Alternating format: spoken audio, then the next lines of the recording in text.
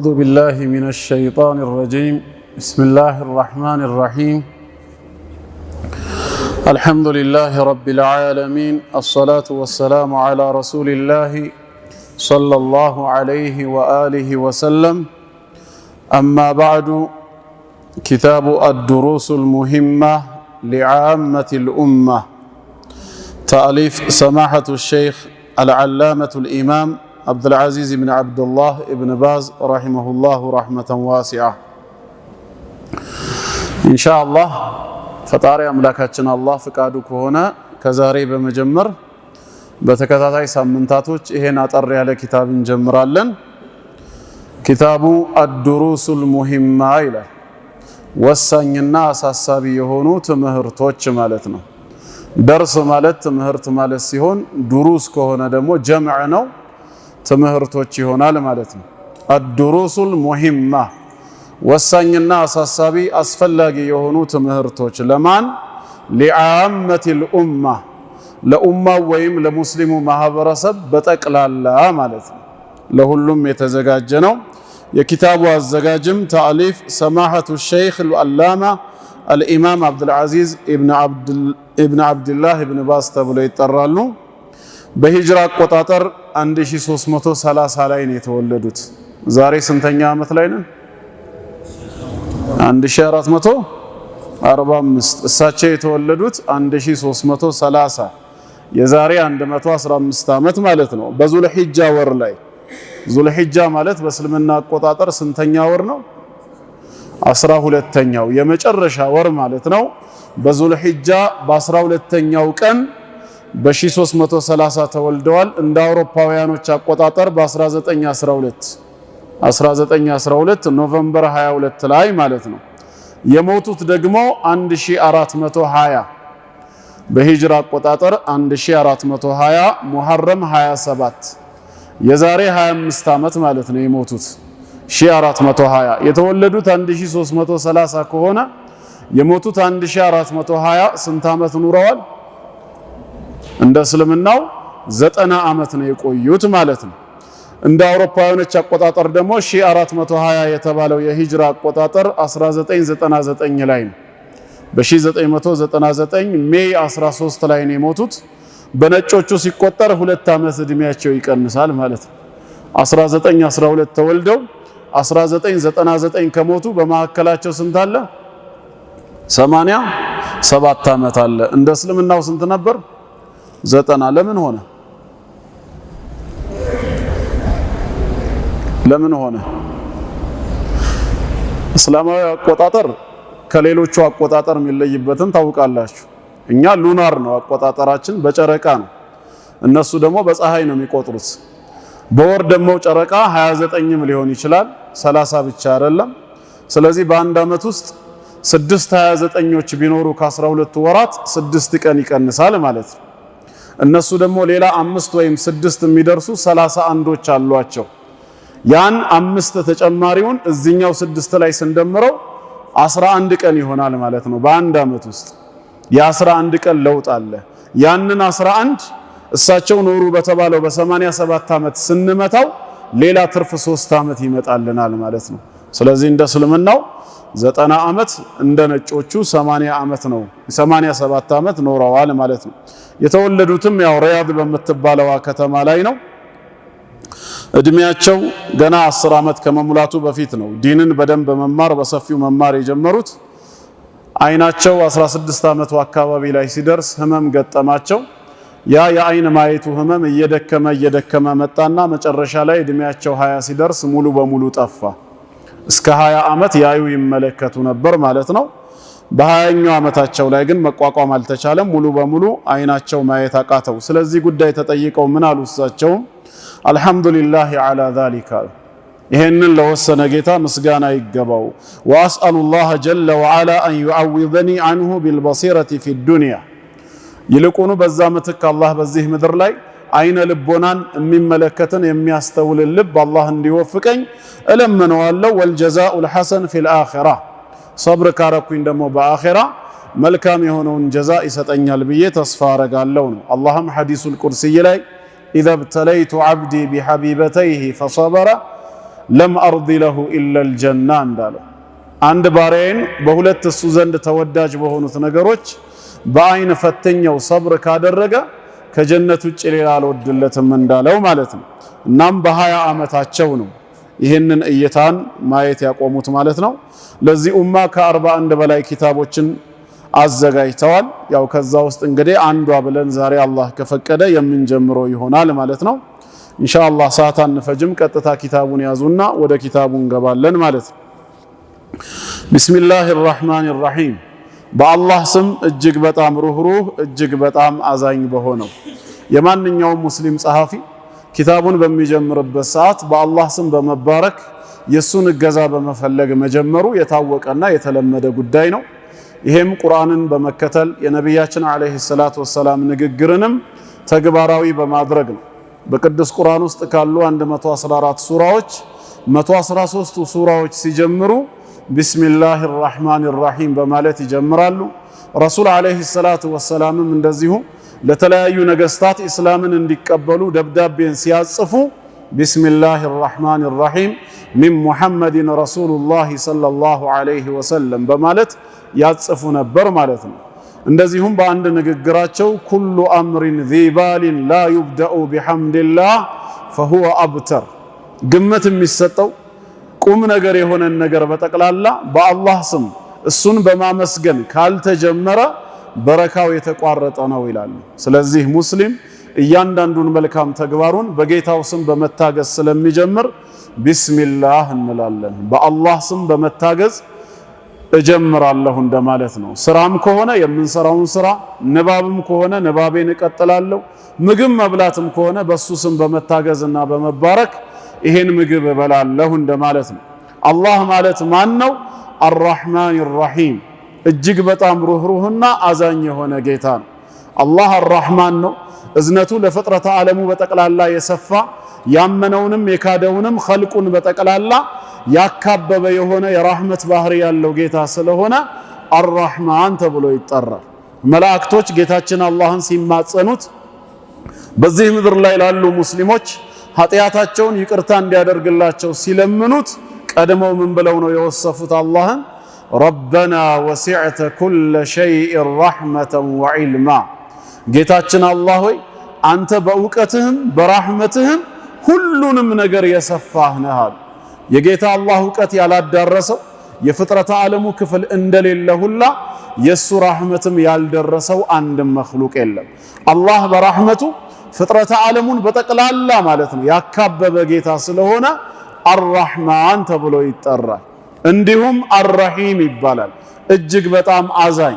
በተለይ ይሄ አርረሂምነቱ ነገ የውሙል ቂያማ በጭንቁ ቀን ላይ በዱንያ ላይ እሱን ብቻ ላመለኩት ለሙስሊም ባሪያዎቹ ይቅርታውን የሚገልጽበት ምህረቱን የሚያሳይበት መሆኑን የሚያሳይ ነው። በቁርአን ክፍል ላይ እንደተናገረው ወካነ ቢልሙእሚኒና ረሂማ አላህ በምእመናን ላይ አዛኝ ነው ይላል። መቼ? ነገ የውሙል ቂያማ። አማ ፊ ዱንያ ዛሬ በዱንያ ግን ለሙስሊሙም ለካፊሩም ለኸልቁ ሁሉ ራህመቱን የሚገልጽ ጌታ በመሆኑ አላህ አርራህማን ነው አርረሂምም ነው። በዚህ ጌታ ስም በመታገዝ እጀምራለሁ እንደማለት ነው። አልሙቀዲማ ይላሉ ሸይኹ ለኪታባቸው መግቢያ መንደርደሪያ እንዲሆናቸው ማለት ነው። አልሐምዱሊላህ አሉ በስሙ ከጀመሩ በኋላ ምስጋና የተባለ በጠቅላላ ለአላህ የተገባው ነው አሉ። ቢያንስ ጌታ አላህ ለሁለት ነገር የሚመሰገን አምላክ ነው። አንደኛ ለሙሉእ ባህሪያቶች ሊከማል ሲፋቲሂ አላህ በባህሪያቱ ሙሉእ የሆነ ጌታ ስለሆነ ምንም ጉድለት እንከን ስለሌለበት ስለ ሙሉእ ባህሪያቱ ብቻ የሚመሰገን አምላክ ነው። በማየቱም በመስማቱም በሁሉ ነገሩ የተሟላ ስለሆነ ማለት ነው። ሁለተኛ ደግሞ በባሮቹ ላይ ተቆጥሮ የማያልቅ የሆነ ጸጋን በመስጠቱ ምክንያት አላህ ይመሰገናል። ወአታኩም ሚን ኩሊ ማ ሰአልቱሙ አላህ ማለት ከጠየቃችሁት ሁሉ የሰጣችሁ ጌታ ነውና ይላል። ስለዚህም አልሐምዱሊላህ ምስጋና የተባለ በጠቅላላ በዋነኝነት ለአላህ የተገባ ነው። አላህ ማለት ማን ነው ከተባለ ረቢል ዓለሚን የዓለማት ጌታ የሆነው ነው። አላህ የዓለማት ረብ ሙረቢ ማለት ነው፣ ተንከባካቢ በኒዕማው በጸጋው የሚያሳድግ የሆነ ነው። አላህ የሚለው ዋና የተጸውኦ ስሙ ነው። ሌሎች 99ን ስሞችን የሚወክል በግሉ የሚጠራበት የተጸውኦ ስሙ አላህ ተብሎ ይጠራል ማለት ነው። ይሄ አላህ የሚለው ስም እጅግ በጣም አስደናቂ የሆነ ምስጢራዊ ስም ነው፣ መለኮታዊ ስም ነው። ከአስደናቂነቱና ከምስጢራዊነቱ መካከል አንዱን እንመልከት ቢባል በዚህ ስም ላይ ፊደል በተቆረጠ ቁጥር አንድ ፊደል ሲጎድል የቀረው አላህነቱን ከመጠቆም የማይወገድ መሆኑ ነው። ያንን በተግባር ማየት ይቻላል። አላህ የሚለው መለኮታዊ ስም ከአራት ፊደላት ነው የተዋቀረው። መጀመሪያ ላይ አሊፍ አለ፣ ከዛ በኋላ ሁለት ላሞች አሉ፣ ቀጥሎ ሃ አለ ማለት ነው። ከነዚህ አራት ፊደላት የተዋቀረ ነው። የመጀመሪያውን አሊፍ ብንቆርጠው ብንተወው የቀረው ማን ይሆናል? ማን ይሆናል? ሊላህ የሚል ይሆናል። አሊፉ ሲወጣ ወሊላሂ ማ ፊ ሰማዋት ወማ ፊል አርድ እያለ በብዙ የቁርአን አንቀጽ አላህነቱን የሚጠቁም እናገኛለን። የመጀመሪያውን አሊፍና ቀጣዩን ላም ደግሞ ስንቆርጠው ምን ይቀራል? ለሁ። የምን አላህ? ለሁ። ምክንያቱም አሊፍ ሁለት ላምና ሃ ብለናል። አሊፉንና ላሙን ስንቆርጠው የቀረው ለሁ። ወለሁ ማ ሰከነ ፊል ለይሊ ወነሃር ወለሁ መን ፊ ሰማዋት ወመን ፊል አርድ በማለት ለርሱ ብቻ ነው በሌሊትም በቀንም የረጋው በሰማያት በምድር ያለው ለርሱ ነው በማለት አሁንም ለሁ የሚለው አላህነቱን ይጠቁማል ማለት ነው።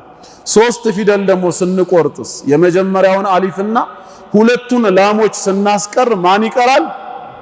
ሃኢቷ ሁ የሚለው ይቀራል። አልዋው ዒወደ ዐን ዶም በዶም ምትክ ነው የምትገባው። ሁ የሚለውስ አላህነቱን እንዴት ይጠቁማል? ወዒንደሁ መፋቲሑል ገይቢ ላ ያዕለሙሃ ኢላ ሁ ከሱ በስተቀር ማንም አያውቅም እያለ ተመልከቱ። እንግዲህ እያንዳንዱን ባጎደልነው ቁጥር የቀረው አላህነቱን ከመጠቆም አልተወገደም። ሐታ ከመሃል እሺ ዝም ብለን እንቁረጥ ብንልስ ከሁለቱ ላሞች አንዱን ላም ብናስቀራት የቀረው ምን ይሆናል? አሊፍ ላምና ሃ ኢላህ የሚል ይሆናል። ወኢላሁኩም ኢላሁ ዋሂድ አምላካችሁ አላህ አንድ አምላክ ብቻ ነው ይላል። ይሄ መለኮታዊ ስም ነው። እናም አልሐምዱሊላህ ረቢል ዓለሚን የዓለማት ጌታ ለሆነው ለዚህ ጌታ ለአላህ ምስጋና የተገባው ይሁን። ወልዓቂበቱ ሊልሙተቂን ወልዓቂበቱ ፍጻሜዋ ምስጉኒቷ መጨረሻ ሁሌም ለማን ነው? ሊልሙተቂን አላህን ለሚጠነቀቁት ነው። በዱንያ ህይወታቸው እያሉ እሱ ያዘዛቸውን በመታዘዝ የከለከላቸውን በመከልከል ጥፋት ላይ ሲወድቁ ደግሞ በተውበት በእስትግፋር ወደ ትክክለኛ ማንነታቸው በመመለስ አላህን ለሚፈሩት ሁሌም ቢሆን ማለት ነው። ዓቂባ ልክ በእኛ ቋንቋ የመጨረሻውን ሳቅ የምንስቀው እኛ ነን የሚባል ቋንቋ አለ። ነገ አኼራ ላይ ወይም ዓቂባ ምስጉኒቷ መጨረሻ ለማን ነው ሲባል ዛሬ በዱንያ ላይ አላህን ለሚፈሩ ሙተቂኖች ለጥንቁቆች ነው። ወሰለላሁ ወሰለመ ዐላ ዐብዲሂ ወሰለላሁ አላህ ሰላቱን ያውርድ ወሰለመ እንዲሁም ሰላሙን በማን ላይ? ዐላ ዐብዲሂ በባሪያውና ወረሱሊሂ በመልእክተኛው ነቢይና ሙሐመድን በነቢያችን ሙሐመድ ላይ ያውርድ። በሳቸው ላይ ብቻ ሳይሆን ወዐላ አሊሂ በቤተሰቦቻቸውም ላይ እንዲሁም ወአስሓቢሂ በባልደረቦቻቸውም አጅመዒን በሁላቸውም ላይ ያውርዳል። ሰላት እንዴት ነው ከአላህ ዘንድ ሲሆን ማዕናው? እኛም ሰላዋት አውርዱ እንባላለን፣ መላእክትም ሰላዋት ያወርዳሉ። አላህም ወሰለላሁ በሚለው መሰረት ሰላዋት ያወርዳል። ማዕናው አንድ ነው ወይ ሲባል አይደለም። ሰላቱ ከአላህ ዘንድ ከሆነ ቢማዕነ ሰና ወራህማ ይሆናል። አንድ ውዳሴ ነው ትርጉሙ፣ ሁለተኛ ደግሞ ራህመት እዝነት ነው። ስለዚህ ወሰለላሁ ስንል አላህ ሰላቱን ያወርዳል ማለት ባሪያውን ሙሐመድን አለይሂ ሰላቱ ወሰላም በመላእክት ዘንድ ስማቸውን ከፍ እያደረገ ዝናቸውን እያወሳ እሳቸውን ያልቃል ያወድሳል ማለት ነው። ሁለተኛው ትርጉሙ ደግሞ ራህመት በሚለው ከሄድን አላህ እዝነቱን ወይም ራህመቱን በሳቸውና በቤተሰባቸው ላይ ያውርድ ማለት ነው። ኢነላሃ ወመላኢከተሁ ዩሰሉነ ዐለ ነቢይ ሲል ማ ማዕና ዩሰሊላህ አላህ ሰላዋት ያወርዳል ማለት ምንድን ነው ከተባለ ያወድሳል፣ እንደዚሁም ራህመቱን እዝነቱን ይገልጻል። ከመላእክት ዘንድ ከሆነስ ወመላኢከተሁ ብሏል። የመላእክት ሶላት ምንድነው? ቢማዕነል ኢስቲግፋር ምህረትን ይጠይቃሉ ማለት ነው። ጌታችን ሆይ እሳቸው የፈጸሙት ስተት ካለ ያንን ስተት በይቅርታ በምህረትህ እለፋቸው በማለት ኢስቲግፋር መጠየቃቸው ሶላት ተብሎ ይጠራል። እኛስ ያ አዩሃ الذين آمنوا صلوا عليه ተብለን ታዘናል። የዛኔ اللهم صل على محمد وعلى آل محمد እንላለን። ሶላት ከኛ ዘንድ ሲሆን ማዕናው ምንድነው? ቢማዕነ ዱዓ ያረግን ነው ማለት ነው። አላህ ሆይ ውዳሴህንም ራህመትህንም በሳቸውና በቤተሰቦቻቸው ላይ አውርድ ብለን ዱዓ ማድረጋችን ነው። ሶላት ከአላህ ዘንድ ውዳሴና ራህመት ነው፣ መላኢካዎች ዘንድ ኢስቲግፋር ነው፣ እኛ ሰዎች ዘንድ ዱዓ ነው ማለት ነው። እንዲሁም ወሰለም ሰላምታውንም ጭምር ሶላቱን ብቻ ሳይሆን ሰላምታውንም ጭምር አውርድ እያልን ነው። አላ አብዲሂ ወረሱሊሂ በባሪያው ነቢያችን አለይሂ ሰላቱ ወሰላም ብቻ ሳይሆኑ ፍጥረታት በጠቅላላ የአላህ ባሪያ ናቸው። በሰማይ ያሉ መላእክቶች በምድር ያሉ ሰዎችም ጅኖችም የአላህ ምንድናቸው? ባሮች ናቸው። ቁርአን በሱረቱ መርየም እንደተናገረው ኢን ኩሉ መን ፊ ሰማዋት ወልአርድ ኢላ አቲ ረሕማን ዓብዳ በሰማያትና በምድር ያለው ሁሉ በጠቅላላ ነገ የትንሣኤ ቀን አርራህማን ዘንድ ባሪያ ሆኖ የሚመጣ እንጂ ሌላ ማንም የለም ባለው መሰረት መላእክትም የአላህ ባሮች ናቸው፣ ሰዎችም የአላህ ባሮች ናቸው፣ ጂኖችም የአላህ ባሮች ናቸው። ስለዚህም አላ አብዲሂ አለ ወረሱሊሂ ከኛ ለየት የሚያደርጋቸው መልእክተኛ መሆናቸው አላህ ለመልእክተኝነት ለዓለም ህዝብ ስለላካቸው ነቢይና ሙሐመድን ወአላ አሊሂ በቤተሰቦቻቸውም ወአስሓቢሂ እሳቸውን በተከተሉ ባልደረቦችም አጅመዒን በሁላቸውም ላይ አማ ባዕዱ አሉ። ከዛም ሸይኹ ቀጥለው ከዚህ በኋላ ማለት ነው አይ ባዕደል በስመለቲ ወልሐምዱሊላህ ወሰላቱ ወሰላሙ ዐላ ረሱሊላህ ቢስሚላህ ብዬ በጌታዬ ስም ከጀመርኩኝ ለሱ ምስጋና ካቀረብኩኝና በመልእክተኛውና በቤተሰቦቻቸው ላይ ሰላዋትን ካወረድኩ በኋላ እንደማለት ነው። ልክኛ ደብዳቤ ስንጽፍ ከዚህ በኋላ የማማክርህ ጉዳይ ቢኖር እንደሚከተለው ይሆናል የምንለው አማ ባዕድ ይላል። ከዚህ በኋላ فهذه አሉ ሸይኹ ይህቺ ከሊማቱ ቃላቶች ናቸው ሙጀዘቱን አጠር ተደርገው የቀረቡ በጣም ያልተለጠጠ ያልሰፋ እጥር ምጥን ተደርጎ የቀረበ ነው። በምን ዙሪያ? ፊ በያኒ በማብራሪያት ዙሪያ። በምን ማብራሪያ? ባዕድ ማ የጅብ ከፊል በእኛ ላይ ግዳጅ የሚሆነውን አን ያዕሪፈሁ ልዓመቱ አጠቃላይ ማህበረሰቡ ሊያውቀው ግድ የሚለውን አን ዲን ልእስላም ስለ እስልምና ሃይማኖት ማህበረሰቡ ኡማው ሊያውቀው የሚገባውን የተወሰነ የሚያብራራ ነው። ወሰመይቱሃ ስሙንም የዚህ የመጽሐፉን ሽፋን ሰይሜዋለሁ አድሩስ አልሙሂማ ሊዓመት ልኡማ ወሳኝና አስፈላጊ ትምህርት ለአጠቃላይ ሙስሊሙ ማህበረሰብ በማለት ወአስአሉላህ አላህንም እማጸነዋለሁ አን የንፈዐ ቢሃ በዚች ኪታብ ሰበብ እንዲጠቅምልኝ አልሙስሊሚን ሙስሊሞችን ያነበቡትንም የሰሙትንም ወአን የተቀበለሃ ሚኒ ከኔም ስራዬን በኢኽላስ እንዲቀበለኝ ለምነዋለሁ። ኢነሁ ጀዋዱን አላህ ለጋስ ነው፣ ከሪሙን ቸርም ጌታ ነው ይላሉ። አላህ ይቀበላቸው እኛንም ተጠቃሚ ያደርገን በሰማነውም ባነበብነውም። ይሄ እንግዲህ መግቢያ ነው። ከዛ ቀጥታ ወደ ትምህርቱ ገቡ። አደርሱል አወል የመጀመሪያው ትምህርት አርካኑል ኢስላም የኢስላም ማዕዘናት አሉ። ማዕዘን ማለት የአንድ ቤት ዋናው ክፍል ነው። በዚህ በዙሪያ በኩል ያለው ማለት ነው። ማዕዘኑ ከሌለ የቤቱ መሰረትም አይኖርም፣ ጣራዎቹም ይረግፋሉ። እስልምናም የቆመባቸው ዋና ዋና ማዕዘናት አሉ። እነሱን ነው የሚያብራሩት። በያኑ አርካኒል ኢስላሚል ኸምሰቲ አምስቱን የእስልምና ማዕዘናት ማብራሪያ እንሰጥበታለን። ወአወሉሃ ከአምስቱ የመጀመሪያውና ወአዕዘሙሃ ትልቁ ማን ነው ከተባለ ሸሃደቱ አን ላ ኢላሃ ኢላላህ ወአነ ሙሐመደን ረሱሉላህ። ይሄ የመጀመሪያው። ሸሃደቱ ምስክርነት መስጠት ነው። ምስክርነት ማለት በልብህ ያመንክበትን ስለ ጉዳዩ በቂ ዕውቀትና ግንዛቤ ያለህን ነገር በአንደበትህ መመስከር ማለት ነው። ሰውየው በልቡ ካላመነ ዝም ብሎ በምላሱ ቢናገር ምስክርነቱ ተቀባይነት የለው። ሸሃዳው መቅቡል የሚሆነው ያመነበትንና ያወቀውን በአንደበቱ የሚመሰክር ሰው ነው። ለዚህ ማረጋገጫው የሙናፊቆች ጉዳይ ነው። ሱረቱል ሙናፊቁን ላይ ጌታችን አላህ ኢዛ ጃአከል ሙናፊቁን መናፍቃን ወደ አንተ በመጡ ጊዜ ቃሉ ነሽሀዱ ኢነከ ለረሱሉላህ እርሶ እኮ የአላህ መልእክተኛ መሆኑትን እንመሰክራለን አሉ። ግን ጌታችን ምን ብሎ ምላሽ ሰጠ? ወላሁ ያዕለሙ ኢነከ ለረሱሉህ አንተ የኔ መልእክተኛ መሆንህን እኔ አላህ አውቃለሁ። ወላሁ የሽሀዱ ኢነል ሙናፊቂነ ለካዚቡን መናፍቃኖች ዋሾች እንደሆኑ አላህ ይመሰክራል አለ። ምኑ ነው ውሸታቸው? እሳቸው ዘንድ ሲመጡ ያሉት ምንድን ነው? ነሽሀዱ ኢነከ ለረሱሉላህ እርሶ የአላህ መልእክተኛ መሆኑትን እንመሰክራለን ነው አይደለም እንዴ? እዚህ ንግግር ውስጥ ውሸት አለ እንዴ? አለ? የለም። እሳቸው የአላህ መልእክተኛ ናቸው ብሎ መመስከር የእውነት ምስክር እንጂ የውሸት አይደለም። ጌታችን ግን ለምንድን ነው እነሱ ውሸታሞች እንደሆኑ እመሰክራለሁ ያለው? ይሄ የተናገሩት ምላሳቸው ላይ ብቻ ያለ ነው፣ ልባቸው ውስጥ ዘልቆ ያልገባ ያላመኑበት ጉዳይ ነው።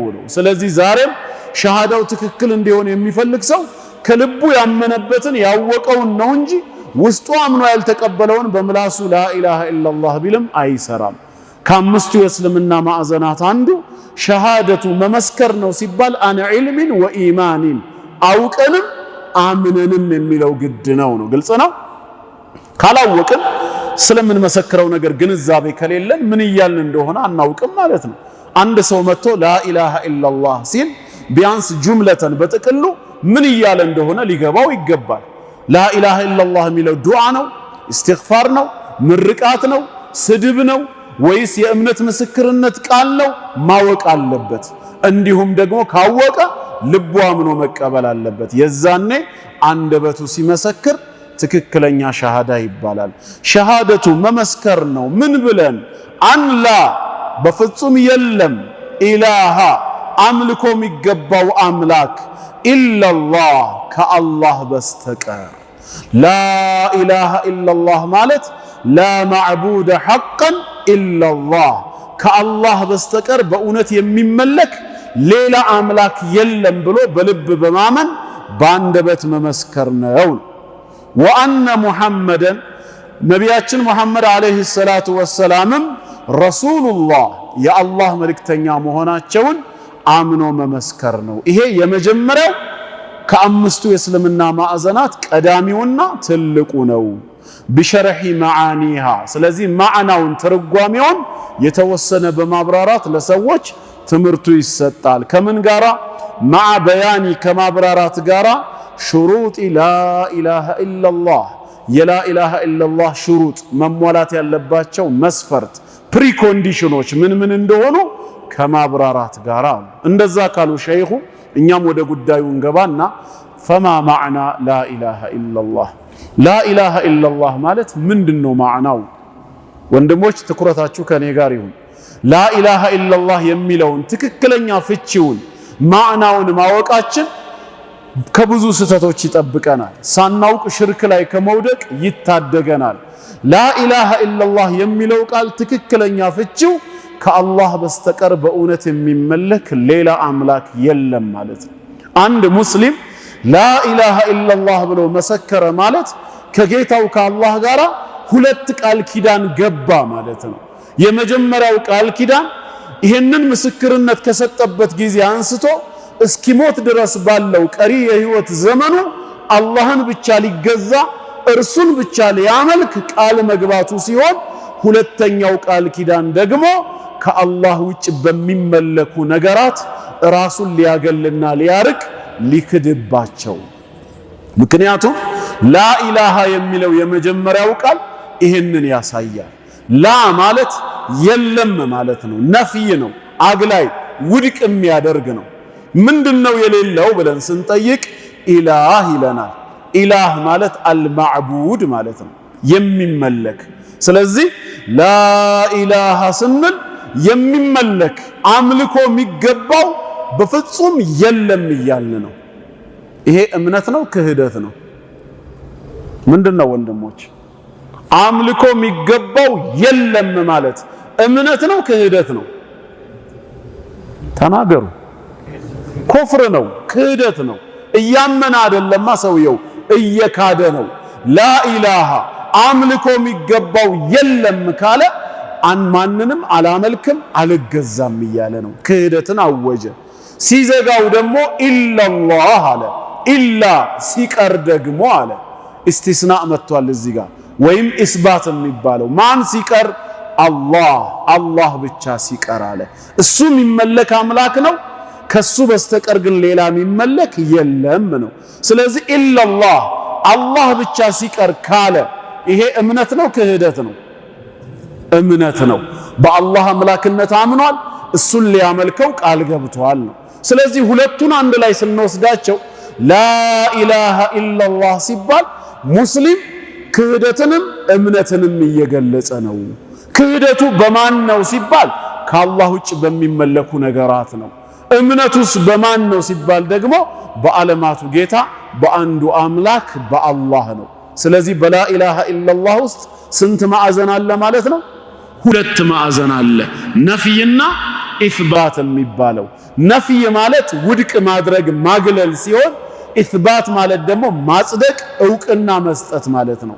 ምኑን ነው ውድቅ የምናረገው ምኑን ነው የምናገለው ስንል ላኢላሃ ስንል ነው። አምልኮ የሚገባው የለም ስንል ነው። እምናጸድቀውና እውቅና የምንሰጠው ደግሞ ኢላላህ ብለን ስንናገር ነው ከአላህ በስተቀር። ስለዚህ ጌታችን አምላካችን አላህ ብቻውን ሊመለክ የሚገባው ጌታ ነው። አምልኮን ለሱ እውቅና እንሰጣለን። ከአላህ ውጭ በሚመለኩ ነገሮች ደግሞ ክደናል፣ ራሳችንን አግልለናል። ምክንያቱም በዚህ ዓለም ላይ ያለ ሰው ወደ 8 ቢሊዮን የሚጠጋ ሰው ሁሉም አንድ አላህን ብቻ ነው እንደሚያመልከው አይደለም። ዒሳን የሚያመልኩ አሉ፣ ሙታንን የሚያመልኩ አሉ፣ ጉዑዛን ፍጥረታትን ዛፍን ድንጋይ የሚያመልኩ አሉ፣ መላእክትን ነቢያትን ደጋግ የአላህ ባሪያዎችን የሚያመልኩ አሉ። እኛ ግን ሙስሊም ነን ስንል ላኢላሃ ስንል እነዚህን ሁሉ አምልኮ እየተቃወምን ነው። ዒሳን በሚያመልኩ ዛፍን ነብይን መላእክን በሚያመልኩ ድንጋይን በሚያመልኩ ቀብርን ጂኒን በሚያመልኩ ሁሉ እየተቃወምናቸው ነው። ምን ብለን?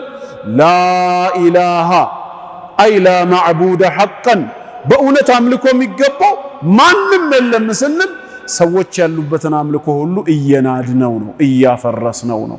ኢላላህ አላህ ብቻ ሲቀር ደግሞ ሲል አላህን በብቸኝነት ለሚያመልኩት እውቅና እየሰጠን ነው እያረጋገጠን ነው።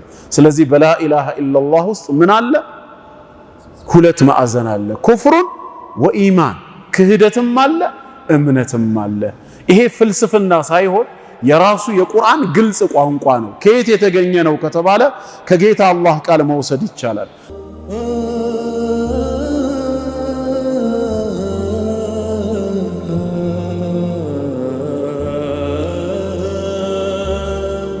ጌታችን በሱረቱል በቀራ ምዕራፍ 2 ቁጥር 256 ላይ በግልጽ ቋንቋ ይነግረናል። ምንድነው ያለው? ከአየቱል ኩርሲይ ቀጥሎ ያለው 256ኛው አየት ላ ኢክራሃ ፊዲን በሃይማኖት ማስገደድ የለም ይላል። ሙስሊም ያልሆነ ሰው የእስልምናን ሃይማኖት ያለ ምርጫው ያለ ፍላጎቱ እንዲቀበል ማስገደድ አይቻልም። ለምን? ምክንያቱም ቀድ ተበየነ ሩሽዱ ሚነል ገይ ቀጥተኛው መንገድ ከጥመት ጎዳናዎች በርግጥም ተገልጿል፣ ተብራርቷል። ንጹህ አእምሮ ያለው ማሰብ የሚችል ሰው መስማት የሚችል ጆሮ ያለው ኢስላም ሐቅ መሆኑን ለመረዳት እስከ ማስገደድ ደረጃ የሚያደርሰው ነገር የለም። ከፀሐይ በላይ ግልጽ የሆነ የደመቀ እውነት ነው። ቅናቻው መንገድ ከጥሜቱ ተገልጿል፣ ተብራርቷል። ስለዚህ ከዚህ በኋላ ይሄንን ነፃ ፍቃዱን ተጠቅሞ ፈመን የክፉር ቢጣጉት በጣዖታት የሚክድ ሰውና ወዩእሚን ቢላህ በጌታው በአላህ የሚያምን የሆነ ሰው ፈቀድ እስተምሰከ ቢልዑርወቲል ውስቃ በእርግጥም አስተማማኝ የሆነቿን ጠንካራይቱን ዘለበት በእጁ ጨብጧል። ለንፊሷመ ለሃ ምንም መበጠስ የሌላት ጀነት የምታደርሰው። ወላሁ ሰሚዑን ዓሊም አላህ የባሮቹን ንግግር ሰሚ ሁኔታቸውን ድርጊታቸውንም አዋቂ ጌታ ነው ይላል። ስለዚህ በዚህ የቁርአን አንቀጽ መሰረት ፈመን የክፉር ቢጣጉት በጣዖታት የሚክድ ሰውና ወዩእሚን ቢላህ በአላህ የሚያምን አለ። በአላህ ከማመን ጎን ለጎን በምን መካድ ያስፈልጋል? በጣዖታት መካድ ያስፈልጋል። ጣዖት ሲባል የግድ ቻይና ሀገር ላይ ወይ ህንድ ሀገር ላይ እንዳለው ከድንጋይ ከላስቲክ ወይ ከእንጨት የሚሰራ ብቻ አይደለም። ጣዖት ማለት ኩሉ ማ ዑቢደ ሚን ዱኒላህ ከአላህ ውጪ የተመለከ ነገር በጠቅላላ የጣዖት አምልኮ ይባላል። ተመላኪው በጉዳዩ ላይ ካልተስማማ ባላየው ባላወቀው ነገር ከሆነ የተመለከው እሱ ጣዖት አይባልም። ተግባሩ ግን አምላኪው ጣዖት አምላኪ ተብሎ ነው የሚጠራው። ስለዚህ ሙስሊም በአላህ አምናለሁ ሲል ከዛ ጎን ለጎን ከአላህ ውጪ በሚመለኩ ነገራት ምን አርጋለሁ እያለ ነው? ክጃለሁ እያለ ነው። ላኢላሃ ኢላላህ ማለት ይሄ ነው። ይሄ ብቻ አይደለም የቁርአኑ አንቀጽ፣ ሌላ ተጨማሪ ማስረጃ መስጠት ይቻላል። አባታችን ኢብራሂም አለይሂ ሰላም ከተከታዮቹ ጋር ሆኖ ለህዝቦቹ ምን ብሎ ነው የተናገራቸው? እንደውም ጌታችን አላህ ያን ንግግሩን ሲጠቅስልን ከንግግሩ በፊት ምንድነው ያለው?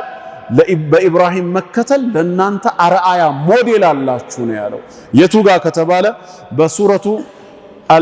በሱረቱል ሙምተሂና ምዕራፍ 60 አንቀጽ 4 ላይ ቀድ ካነት ለኩም ኡስወቱን ሐሰና ይላል ጌታችን። የአላህን ቃል አዳምጡ ምን እንደሚል። ቀድ ካነት ለኩም በርግጥም ለናንተ አላችሁ ይላል። ኡስወቱን ሐሰና ጥሩ የሆነ አርአያ መልካም ሞዴል አላችሁ ከተከተላችሁ አለ።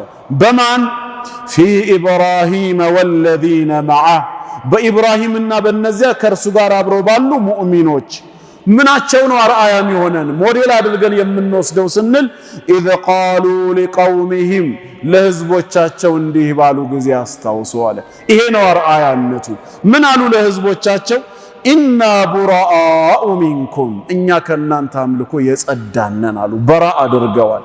እናንተ ከምታመልኩት ከአምልኳችሁ የጸዳነን ከእናንተ ብቻ ሳይሆን ወሚማ ተዕቡዱነ ሚን ዱኒላህ ከአላህ ሌላ ከምትገዟቸው ከምታመልኳቸው ጣዖታትም የጸዳነን አናመልካቸውም እነዛን ጣዖታት። እንደውም ከፈርና ቢኩም ከፈርና ነው ያሉት። ምን ሆነናል አሉ ኢብራሂምና ተከታዮቹ? ከፈርና ከፍረናል እኮ ነው ያሉት። አምነናል አይደለም። ከፈርና ከፍረናል። ግን የከፈርነው በጌታችን ሳይሆን ቢኩም በእናንተ ያሰተ አምልኮ ከፍረናል፣ አንቀበለውም። እናንተ ያላችሁበትን የአምልኮ መንገድ አምልኮ ነው ብለን አላመንም። ስላላመንን ምን ሆነናል?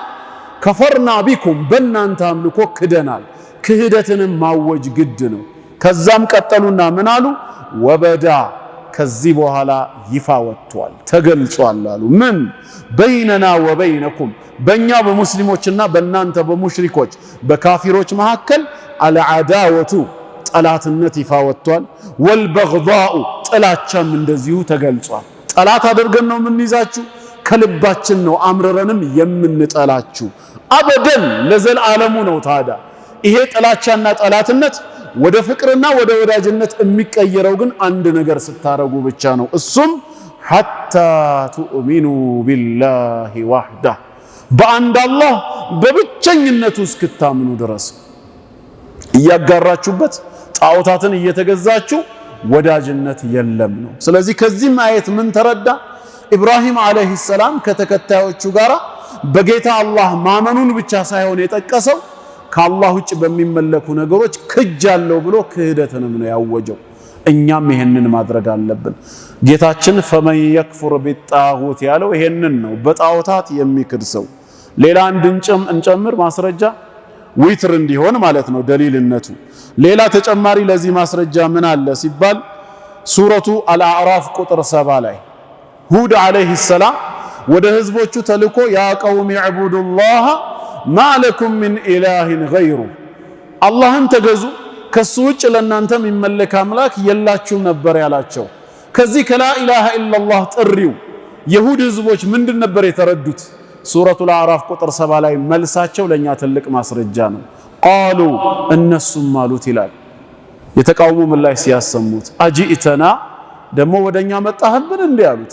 ምን ይዞ ሊነዕቡደ አላህ ወህደህ አንድ አላህን በብቸኝነት እንድንገዛ ሌላስ ወነዘረ ማ ካነ ያዕቡዱ አባኡና አባቶቻችን ሲያመልኳቸው ሲገዟቸው የነበሩትን ደግሞ እንድንተዋሉ ሁድ ላኢላሃ ኢላላህ በሉ ነው ያላቸው። እነሱ ከዚህ ጥሪ ሁለት ነገር ተረዱ። አንደኛ አላህን በብቸኝነት እንዲገዙ እሱ እንደጠራቸው፣ ሁለተኛስ እስከዛሬ ሲያመልኳቸው የነበሩ አባቶቻቸው የሚገዟቸውን የሐሰት አማልክት እንዲርቁ። ይሄ ነው እንግዲህ። ስለዚህ በላኢላሃ ኢላላህ ውስጥ ሁለት መስፈርት አለ። ነፍይና ኢስባት ወይም ኩፍርና ኢማን ተብሎ ሲገለጽ ሙስሊም አላህን እዚህ ጋር እየተገዛ እያመለከ እዚህ ጋር ደግሞ ከአላህ ውጭ ላለ አካል ዒባዳን አሳልፎ ከሰጠ ለቀብር ወይ ለዛፍ ወይ ለድንጋይ ምኑ ሙስሊም ሆነ? ሙሽሪክ ነው የሚባለው ይሄ። ምክንያቱም ሙሽሪክ ማለት የሚያጋራ ሼር የሚያደርግ የሚያካፍል ማለት ነው። ለአላህ የሰጠውን ዒባዳ ከአላህ ውጭ ላለ አካል ሄዶ የተወሰነ ከሰጠ ምን እያደረገ ነው ሰውየው? እያጋራ እያካፈለ ነው። በአረብኛ ቋንቋ ሙሽሪክ ሆነ ማለት ነው ሰውየው አጋሪ። ወይ ደግሞ በተቃራኒው አላህንም አይገዛም ከአላህ ውጭ ያለንም አያመልክም፣ ምንም ያመልከው አምላክ የለውም። አሁንም ሙስሊም አይባልም። ይሄ ምን ይባላል? ሙልሂድ እምነት አልባ ኤቲስት ተብሎ ይጠራል ማለት ነው። ታዲያ ከነዚህ ከሁለቱ ግሩፖች ወጣ ባለ መልኩ ሙስሊም የሚባለው ማን ነው ስንል አላህን ያመልካል ይገዛል፣ ከአላህ ውጭ ያሉ አምልኮቶችን ግን ይክዳል፣ ከነሱ ይርቃል። ላኢላሃ ኢላላህ ይሄንን ነው ሁለቱም ይዘው። መልእክቱ ግልጽ መሰለኝ። ሸይኹም እንግዲህ የጀመሩት እዛ ጋ ነው። አሁን ወደ ኪታቡ ስትመለሱ ወማዕናሃ ማዕናው ትርጓሜው አሉ ላኢላሃ የሚለው ናፊየን አግላይ ነው አሉ። ምንን ያገላል? ጀሚዐ ማ ዩዕበዱ የሚመለክን በጠቅላላ ሚን ዱንላህ ከአላህ ሌላ ከሱ ውጭ የሚመለኩትን ሁሉ ላኢላሃ የሚለው ናፊ አግላይ ነው፣ አይገባቸውም እያለ ነው። አንድ ሰው መጥቶ ኢየሱስ ጌታ ነው ያድናል አምላክ ነው ቢልህ ላኢላሃ ካልከው ምን አልከው ማለት ነው? አፈረስክበት። በፍጹም አምልኮ አይገባውም ነው፣ እዛ ውስጥ ይካተታልና ማለት ነው። ኢላላህ የሚለው ደግሞ ሙስቢተን አጽዳቂ ነው፣ እውቅና ሰጪ ነው። ምንም አልዒባደተ ሊላህ አምልኮን በጠቅላላ ለአንድ አላህ እውቅና ይሰጣል። ዋህደሁ ለብቻው የተገባው መሆኑን ይገልጻል። ላ ሸሪከ ለሁ ለርሱ ምንም ተጋሪ በሌለው መልኩ ማለት ነው። ይሄ የላኢላሃ ኢላላህ ማዕና ነው ማለት ነው። ትርጓሜ ግልጽ ነው ወንድሞች። ስለዚህ ላኢላሃ ኢላላህ ማለት ከአላህ በስተቀር በእውነት የሚመለክ አምላክ የለም ማለት ነው። ሰው ይሄን ትክክለኛ ትርጉም ማወቅ መቻል አለበት። ምን ቀረ ታዲያ እሺ ትርጉሙን ካወቅን ሲባል ወአማ ሹሩጡ ላኢላሃ ኢላላህ የላኢላሃ ኢላላህ መስፈርቶችማ አሉ ሸይኹ መስፈርቶች ፈሂየ እነሱ ቀጥሎ የሚጠቀሱ ናቸው። መስፈርት ማለት ግዴታ ሊሟላ የሚገባ ፕሪኮንዲሽን ቅድመ ዝግጅት ማለት ነው። በአረብኛው ቋንቋ ሸርጥ ማለት ማ የልዘሙ ሚን ዐደሚሂ ልዐደሙ ወላ የልዘሙ ሚን ውጁዲሂ ውጁድ ይባላል። አለመገኘቱ መስፈርቱ አለመሟላቱ የተፈለገውን ነገር የሚያስቀር እንዳይገኝ እንቅፋት የሚሆን ነገር ማለት ነው። ለምሳሌ ሶላታችን ተቀባይነት እንዲኖረው አንዱ ሸርጥ ጧሃራ ነው አይደለም? ጧሃራ ከሌለው ሰውየው ምን እንዳይኖር ያደርገዋል? ሶላት እንዳይኖረው ያደርገዋል። ለሶላቱ መገኘት ጧሃራ ምንድነው? ሸርጥ ነው። አሁንም ላኢላሃ ኢላላህ የሚለው ምስክርነታችን አላህ ዘንድ መቅቡል እንዲሆን ማሟላት ያለብን መስፈርት አለ ነው። እነዛን መስፈርቶች አንድ ሁለት ብለን ከማየታችን በፊት መስፈርት ራሱ እንዳለው የኢስላም ሊቃውንቶች የገለጹትን አንድ የሶስቱን ሊቃውንት ምሳሌ ልንገራችሁ። አንደኛው ሐሰኑል በስሪ ናቸው፣ ታቢዒዩ ረሂመሁላህ። ቂለ ሊልሐሰን ኢማም ሐሰኑል በስሪ ረሂመሁላህ ተባሉ ኢነ ኡናሰን የቁሉነ መን ቃለ ላኢላሃ ኢላላህ ደኸለል ጀና ላኢላሃ ኢላላህ ያለ ሰው ቀጥታ ጀነት ገባ እያሉ ሰዎች ይናገራሉ።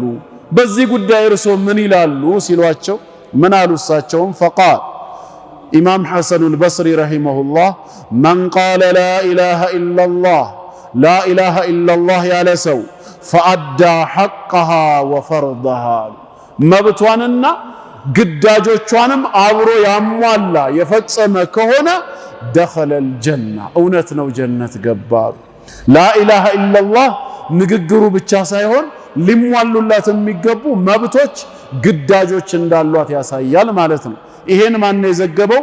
ኢብኑ ረጀብ አልሐንበሊ ረሂመሁላህ ከሊመቱል ኢኽላስ በሚለው ኪታባቸው ገጽ 11 ላይ የዘገቡት ነው። ሁለተኛ ደግሞ ምሳሌ ወህብ ኢብኑ ሙነቢህ። ወህብ ኢብኑ ሙነቢህ ማለት ታቢዒ ነው፣ ከሰሃባ ዘመን በኋላ የመጣ ነው። ወቂለ ሊወህብ ኢብኑ ሙነቢህ ረሂመሁላህ አለይሰ ላኢላሃ ኢላላህ ሚፍታሑል ጀና፣ ላኢላሃ ኢላላህ የጀነት መክፈቻ ቁልፍ አይደለም እንዴ ተብለው ተጠየቁ። ወህብ ኢብኑ ሙነቢህ ምን አሉ እሳቸው? ቃለ በላ እንዴታ ነው እንጂ ብቸኛው የጀነት ቁልፍ ላኢላሃ ኢላላህ ነው። ቀጠሉና ግን ምን አሉ?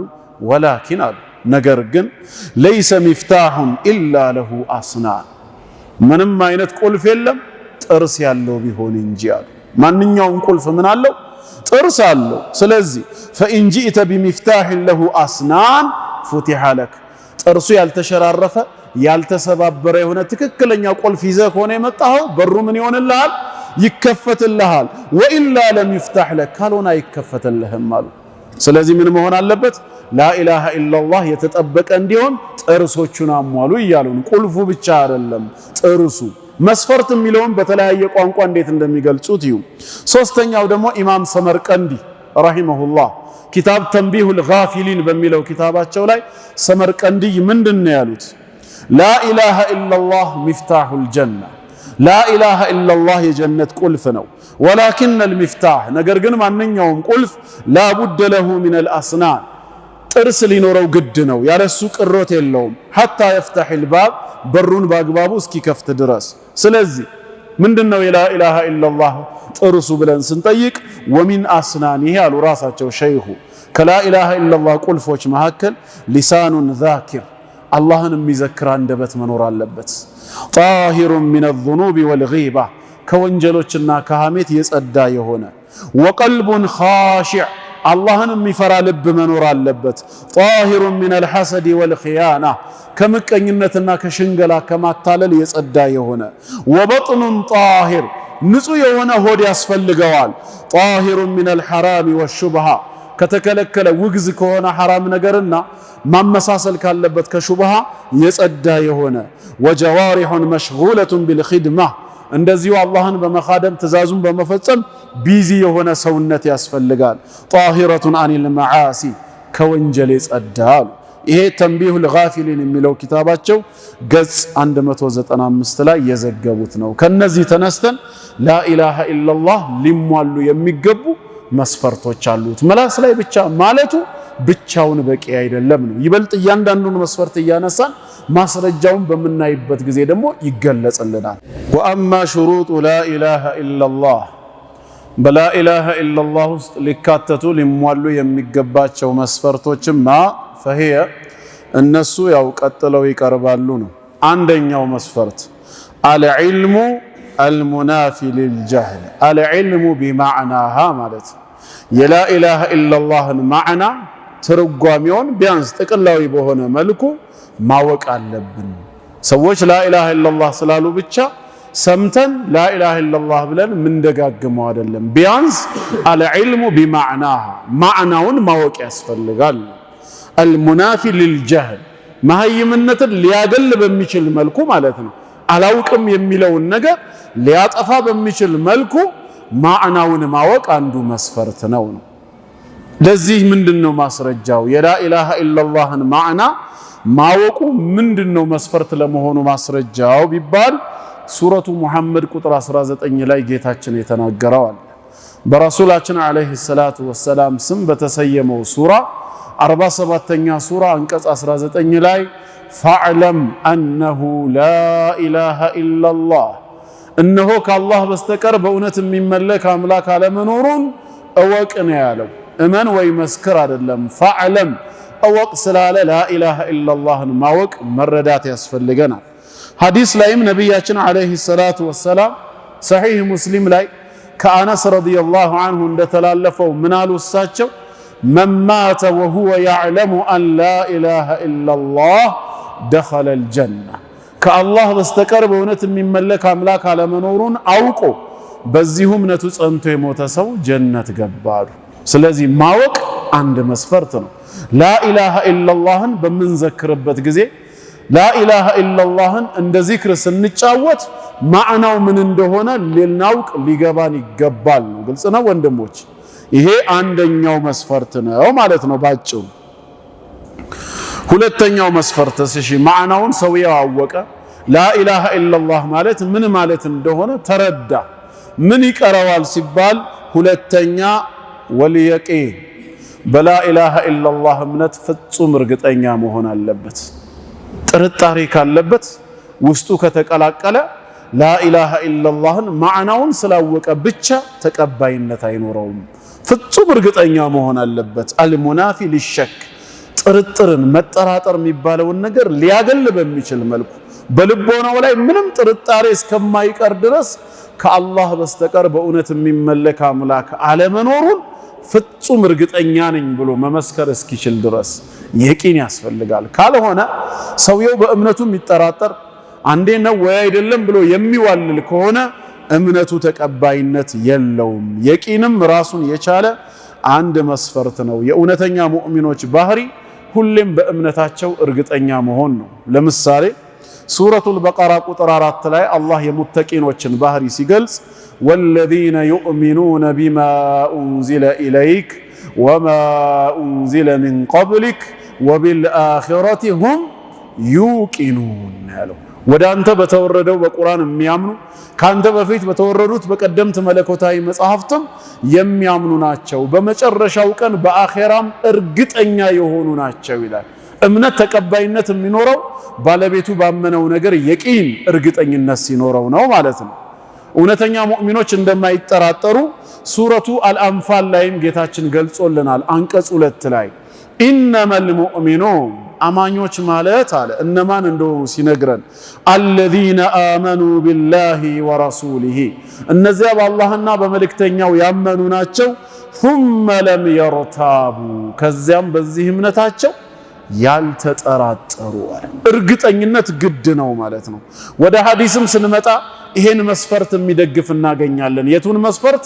የቂን የሚባለውን ነገር አቢ ሁረይራ ረዲየላሁ ዐንሁ ባስተላለፈው ሐዲስ ረሱላችን ሰለላሁ ዐለይሂ ወሰለም ምን አሉ? መለቂታ አሉት ያገኘኸውን ሰው የሽሀዱ አን ላ ኢላሃ ኢለላህ ላ ኢላሃ ኢለላህ ብሎ ሲመሰክር ያገኘኸውን ሰው ግን ይህን ምስክርነት ሲሰጥ ሙስተይቂነን ቢሃ ቀልቡ ልቡ በሷ በምስክርነቱ እርግጠኛ ሆኖ ሲመሰክር ያገኘኸውን ሰው በሽርሁ ቢልጀና ይሄ ሰው የጀነት መሆኑን አበስረው አሉ ሰለላሁ ዐለይሂ ወሰለም። አላህ የጀነት ያርገን። የቂንን አላህ ይስጠን። መጠራጠር እምነታችንም ስራችንም ተቀባይነት እንዳይኖረው ነው የሚዳርገው። እንደዚሁም ሌላ ተጨማሪ ማስረጃ አለ። በአንድ ክስተት ላይ ነብያችን አለይሂ ሰላቱ ወሰላም ምን አሉ? በቦታው ላይ ተአምር ሙዕጂዛ ከተፈጸመ በኋላ በሳቸው ሰበብ ራሳቸው አሽሀዱ አን ላ ኢላሃ ኢለላህ ወአኒ ረሱሉላህ ከአላህ በስተቀር በእውነት የሚመለክ አምላክ አለመኖሩን እኔም የሱ መልእክተኛ መሆኔን እመሰክራለሁ። ላ የልቀላሁ ቢሂማ አብዱን አንድ የአላህ ባሪያ በእነዚህ ሁለት ምስክሮች በላ ኢላሃ ኢለላህ ሙሐመዱን ረሱሉላህ አላህን አይገናኝም አሉ። ገይረ ሻኪን ፊሂማ ምንም ያልተጠራጠረ ሆኖ በእነሱ አላህን አይገናኝም። ኢላ ደኸለል ጀና ቀጥታ ጀነት የገባ ቢሆን እንጂ ረዋሁ ሙስሊም። ስለዚህ አለመጠራጠር የቂን ለጀነት ብቁ የሚዳርግ ነው። ሁለተኛው ወልየቂኑ አልሙናፊ ሊሸክ ያሉት ትክክል ነው ማለት ነው። ግልጽ ነው። ሶስተኛሽ የላኢላሃ ኢለላህን ማዕና አወቀ ተረዳ። በላኢላሃ ኢለላህን የማንጠራጠር ፍጹም እርግጠኞች ሆነናል። ምን ቀረን መስፈርቱ ላይ ሲባል አልኢኽላስ ጥርት ማድረግ ለአንድ አላህ። አልሙናፊ ሊሽርክ ሽርክን ሊያገል በሚችል መልኩ ምን ማለት ነው ሲባል ሰውየው ስለ ላኢላሃ ኢለላህ እያወቀ እንደዚሁም በልቡ እርግጠኛ እየሆነ ግን ላኢላሃ ኢለላህን የሚተገብረው በአንደበቱ የሚመሰክረው ለሪያእ ከሆነ ስለታይታ ሰዎች እንዲሰሙለት ከሆነስ ስራው ተበላሸ ማለት ነው። ስለዚህ የግድ ኢኽላስ መኖር አለበት። አንተ ኩነ العمل لله ያ የተሰራው ስራ ለአላህ ብቻ መሆን አለበት። ላ ኢላሃ ኢላላህ ብለህ ስትመሰክር ወይ በተግባር አላህን ብቻ እያመለክ ስትኖር ዓላማና ግብህ አላህ ብቻ እንዲያይልህ እንዲሰማልህ መሆን አለበት።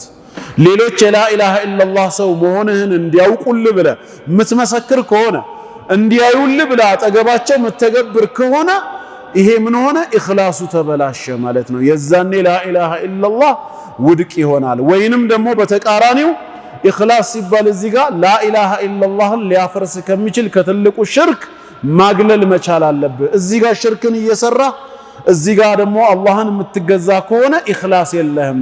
ያ ዒባዳው አላህን መገዛት ያለምንም ተጋሪ በኢኽላስ ለአላህ መሆን አለበት ነው። ስለዚህ ከትንሹም ከትልቁም ሽርክ ራስህን አግልል ነው። ኢኽላስ ራሱን የቻለ አንድ መስፈርት ነውና ለኢኽላስ ማስረጃ ሳለው ወይ ሲባል አው በቁርአንም በሐዲስም ብዙ ማስረጃ አለው። ሱረቱል በይና ቁጥር 5 ላይ ወማ ኡሚሩ ይላል ጌታችን። ሰዎች አልታዘዙም ይላል። ምን ቢሆን እንጂ ኢላ ሊያዕቡዱላህ አላህን ሊገዙ ቢሆን እንጂ አልታዘዙም። አላህን ሊገዙ ሲታዘዙ ደግሞ ከምን ጋር ነው የሚገዙት?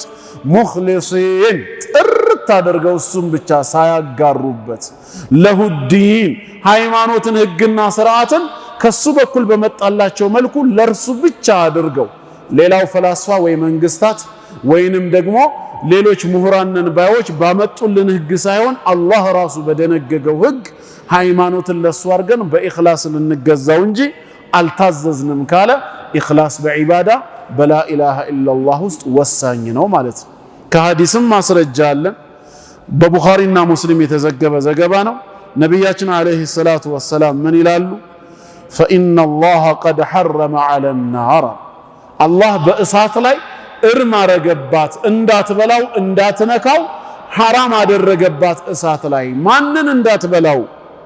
መን ቃለ ላ ኢላሃ ኢላላህ የብተጊ ቢዛሊከ ወጅሀ አላህ ላ ኢላሃ ኢላላህ ያለን ሰው ግን ይህንን ሲል የብተጊ ቢዛሊክ በዚህ ምስክርነቱ የሚፈልግ ሆኖ ወጅሀ አላህ የጌታውን የአላህን ፊት በላ ኢላሃ ኢላላህ ምስክርነቱ አላህን ብቻ ነው መፈለግ ያለበት። ምድራዊ ጥቅም ከፈለገ ሰዎች እንዲያዩለት እንዲሰሙት ብሎ ከከጀለ ይበላሻል ማለት ነው። ያ እንዳይበላሽ የአላህ ፊት ብቻ መፈለግ አለበት። ያ ደግሞ ምን ይባላል? ኢኽላስ ተብሎ ይጠራል። ከዚህ ተነስተን ነው ይሄም ራሱን የቻለ መስፈርት ነው የሚባለው ነው። አቢ ሁረይራ ረዲየላሁ ዐንሁ አንዴ ረሱል ሰለላሁ ዐለይሂ ወሰለም ጠየቃቸው። መን አስዐዱ ናሱ ቢሸፋዓቲከ ያ ረሱለላህ ዐለይሂ ሰላቱ ወሰላም፣ ነገ በጭንቁ ቀን በየውሙል ቂያማ በርሶ ሸፋዓ በርሶ ምልጃ ነጃ የሚወጣው ከሰዎች መካከል እድለኛ ደስተኛ የሚሆነው ማንኛው ነው አላቸው። ለቀድ ظነንቱ ያ አባ ሁረይራ አን ላ የስአሉኒ አን ሃዛል ሐዲስ አወሉ ሚንክ። አባ ሁረይራ ሆይ ስለዚህ ሐዲስ ካንተ በፊት ማንም ሰው ቀድሞ እንደማይጠይቀኝ እኔም ገምቼ ነበር። ሊማ ረአይቱ ሚን ሒርሲከ ሊልሐዲስ ለሐዲስ ካለህ ጉጉት የተነሳ ያን በማየቴ። አሁን ወደ ምላሹ ስገባ እንደ ጥያቄህ መሰረት አስዐዱ ናሱ ቢሸፋዓቲ በኔ ምልጃ የውሙል ቂያማ በዕለተ ትንሣኤ እድለኛ የሚሆኑት ማናቸው አሉ? መን ቃለ ላ ኢላሃ ኢላላህ ኻሊሰን ሚን ቀልቢሂ አሉ። ላ ኢላሃ ኢላላህን ከንጹህ ልቡ በኢኽላስ የሚመሰክር ነው ብለዋል። ስለዚህ ኢኽላስ የሚባለው ነገር ምንድነው? አንድ ራሱን የቻለ መስፈርት ነው ማለት ነው። አራተኛ ሌላውስ ቀጣዩ ምንድነው? የላ ኢላሃ ኢላላህን ማዕና አወቅን፣ እርግጠኛም ሆነናል፣ አልተጠራጠርንም። በኢኽላስም ነው የምንናገረው የምንተገብረው፣ ሪያ የለብንም። ምን ይቀራል ሲባል ወሲድቅ እውነተኛ መሆን፣ እውነት ብሎ መቀበል። አልሙናፊ ሊልከዚብ ማስተባበልን ማስዋሸትን ሊያርቅ በሚችል መልኩ የጉዳዩን እውነተኝነት አምኖ መቀበል። አንዳንዶቹ የላ ኢላሃ ኢላላህን ማዕና እያወቁ እርግጠኛም እየሆኑ ነገር ግን አንቀበልም ብለው የሚመልሱ አሉ። አንተ ከነሱ ለመለየት ከተፈለገ ሲድቅ ወሳኝነት አለው። እውነተኛ መሆን አለብህ ከቀልብ ማለት ነው። አለበዛ ከቀልብ እውነተኛ ካልሆንክ እንዲሁ ዋሾ የምትሆን ከሆነ ከመናፍቃን ጎራ ትመደባለህ። ምክንያቱም ላኢላሃ ኢላላህ ብለህ መስክረሃል፣ ማዕናው ገብቶሃል፣ ከአላህ ሌላ አምላክ እንደሌለ እርግጠኛ ሆነሃል። እውነት ብሎ ለመቀበል ሲድቅ ለማለት ግን ልብህ ከከለከለውስ ምን ይጠቅመሃል? ከሙናፊቆቹ በምን ትለያለህ? እነሱም እኮ ላኢላሃ ኢላላህ ይላሉ። ወሚነ ናሲ መን የቁሉ ይላል ጌታችን አላህ። ከሰዎች መካከል የሚሉ የሚመሰክሩ አሉ። አመና ቢላሂ ወቢልየውሚል አኺሪ በአላህና በመጨረሻው ቀን አምነናል የሚሉ አሉ። ወማ ሁም ቢሙእሚኒን ግን አማኝ አይደሉም ይለናል። አንድ ሰው በአላህና በመጨረሻ ቀን ካመነ አማኝ ነው ወይስ አይደለም? ምንድነው? አማኝ ነው አይደለም እንዴ? ከዚህ ሌላ ምን እምነት አለ?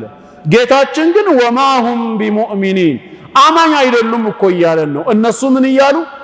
አመና ቢላሂ ወቢልየውሚል አኺሪ እያሉ።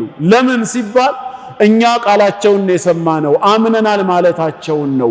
ይሄ ኢማን ግን እውነት ብለው እንዳልተቀበሉት ወደ ውስጥ እንዳልገባ አላህ ስላወቀ አማኞች አይደሉም። ንግግራቸውስ ዩኻዲዑን አላህን ለማታለል የሞከሩበት ነው። እንዲሁም ወለነዛን ያመኑትን ብሎ ይቀጥላል። እኛ ከነሱ እንዳንመደብ ሲድቅ የሚለው አንድ መስፈርት ነው። ቁርአን ላይ በግልጽ የተቀመጠ አለ። ከነቢያችን አለይሂ ሰላቱ ወሰላም ሐዲስም እንደዚሁ ብንወስድ ምን ይላሉ? ረሱል አለይሂ ሰላቱ ወሰላም ሰሂህ አልቡኻሪና ሙስሊም ላይ የተዘገበ ነው። ማ ሚን አሐድን ይላሉ አንድም ሰው የለም የሽሀዱ አን ላ ኢላሃ ኢላላህ ከአላህ በስተቀር በእውነት የሚመለክ አምላክ የለም ብሎ የሚመሰክር ወአነ ሙሐመደን ረሱሉላህ ነቢ ሙሐመድ አለይሂ ሰላቱ ወሰላም የአላህ መልእክተኛ ናቸው ብሎ የሚመሰክር የለም ሲድቀን ሚን ቀልቢህ አሉ። ከልቡ እውነተኛ ሆኖ ምላሱ ላይ ብቻ ሳይሆን ከልቡ ሲድቀን ሚን ቀልቢህ የሚመሰክር የለም ኢላ ሐረመሁ ዐለ ናር አላህ እሳት እንዳይበላው በእሳት ላይ እርም ቢያረገው እንጂ ይላል። ሲድቅ ወሳኝነት አለው። በሌላ ሐዲሳቸውም ምን አሉ? አብሽሩ ሁላችሁም ይሄን መልካም የምስራች ውሰዱ፣ ወበሽሩ መን ወራአኩም ከኋላችሁ ለሚመጡትም አበስሩ፣ መልካም የምስራችሁን ንገሩ። ምን ብላችሁ? አነሁ መን ሸሂደ አን ላ ኢላሃ ኢላላህ ከአላህ በስተቀር በእውነት የሚመለክ አምላክ የለም የሚለውን የምስክርነትን ቃል የመሰከረ ሰው ሷዲቀን ቢሃ እውነተኛ ሆኖ ከሆነ ደኸለል ጀና ሰውየው የት ገባ? ጀነት ገባ። ስለዚህ ቢያንስ ዛሬ ያየነው ከአንድ እስከ አራት ያሉትን መስፈርት ልንረሳ አይገባም። ላኢላሃ ኢላላህ የሚል ሙስሊም ምን እያለ እንደሆነ ማዕናው ሊገባው ይገባል። በመሰከረው ነገር ፍጹም እርግጠኛ መሆን አለበት፣ ጥርጣሬን ከልብ አስወግዶ። እንደዚሁም ደግሞ ኢኽላስ የጌታውን ፊት ፈልጎ ነው እንጂ የዱንያ ጥቅም ፈልጎ መሆን የለበትም። እንደገና እውነተኛ መሆን አለበት፣ ከልቡ ሊቀበል። ውሸተኛ ሆኖ ውስጡ ያልተቀበለውን መሆን የለበትም። ያ ከሆነ የምላስ ምስክርነት ብቻውን አይጠቅምም። ወላሁ ዓሊሙን ቢዛቲ ሱዱር አላህ በደረቶች ውስጥ የተደበቀውን የተሸሸገውን የሚያውቅ ጌታ ነው። አላህ የላኢላሃ ኢላላህን ትክክለኛ ማዕና ተረድተው የላኢላሃ ኢላላህን ሐቅ ተወጥተው አላህን በብቸኝነት አምልከው የመጨረሻ ንግግራቸው ላኢላሃ ኢላላህ ከሚሆኑ መልካም ባሮቹ ያድርገን። የላኢላሃ ኢላላህን ባንዲራ ከምድር በላይ ከፍ አድርገው የሚያውለበልቡ ሙጃሂዶችን አላህ ያስነሳልን። እኛም ለላኢላሃ ኢላላህ ኖረን ለላኢላሃ ኢላላህ የምንሞት አላህ ያድርገን። ወሰላሙ ዓለይኩም ወረሕመቱላሂ ወበረካቱሁ።